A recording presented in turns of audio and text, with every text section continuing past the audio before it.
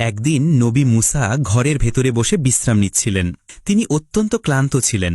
আল্লাহর ইবাদত বন্দেগী শেষ করে তিনি বিশ্রাম করছিলেন। তৎক্ষণাৎ একজন ব্যক্তি তার ঘরে প্রবেশ করে। তিনি তাকে দেখে অবাক হয়ে গেলেন। তার বিশ্রামাগারে তার কাছে অনুমতি না নিয়ে সে কেন এলো এখানে? মূলত মানুষের রূপ ধারণ করে যে এসেছে সে ছিল আজরাইল মালাকুল মৌত। সে হজরত মুসা আলাইহিস সালামকে বললেন, হে মুসা, আপনার আল্লাহর কাছে সাক্ষাতের সময় হয়ে গিয়েছে। আপনি পৃথিবীতে আর বেঁচে থাকতে পারবেন না। আমি আপনাকে আল্লাহর কাছে নিয়ে যাব। মুসা আলাইহিস সালাম অত্যন্ত রাগান্বিত হলেন। তিনি তাকে বললেন, একে তো তুমি আমার ঘরে অনুমতি না নিয়ে প্রবেশ করেছ। দ্বিতীয়ত তুমি আমার সাথে মিথ্যে বলছ এবং হাসি মশকরা করছ। এর জন্য তোমার অনেক শাস্তি ভোগ করতে হবে।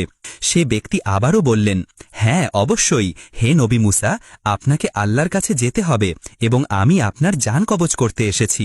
মুসা আলাইহিস সালাম অত্যন্ত রাগী মানুষ ছিলেন। ওই ব্যক্তি মুসা আলাইহিস সালামকে সালাম দিচ্ছিলেন না এবং তার ঘরে অনুমতি ছাড়া প্রবেশ করেছিলেন।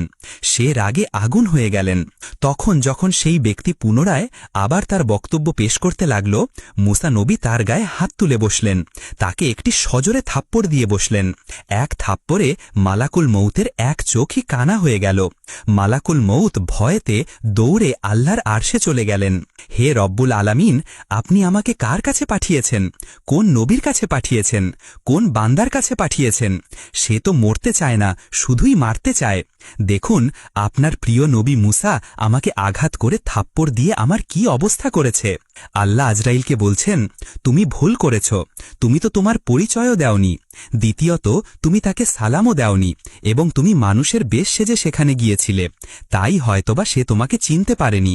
আজরাইল আল্লাহকে বলছেন, হে রব্বুল আলামিন, আমি জীবনে অনেক নবী রাসূল বান্দার জান কবজ করেছি, কিন্তু এমন রাগান্বিত নবী আমি কখনোই দেখিনি।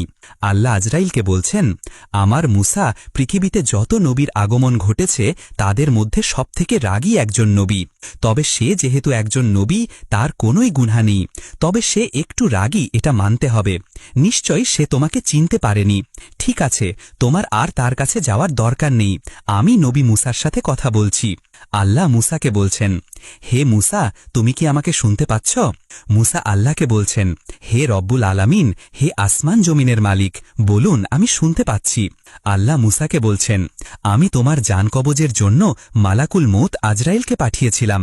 তুমি নাকি তাকে থাপ্পড় দিয়ে তার চোখই কানা করে দিয়েছ। তুমি নাকি মরতে চাও না, শুধুই মারতে চাও। তুমি কি অনেক বছর বেঁচে থাকতে চাও হে মুসা? তাহলে আমাকে বলো। মুসা আল্লাহকে বলছেন, আলহামদুলিল্লাহ রব্বিল আলামিন, হে আমার পরওয়ারদিগার,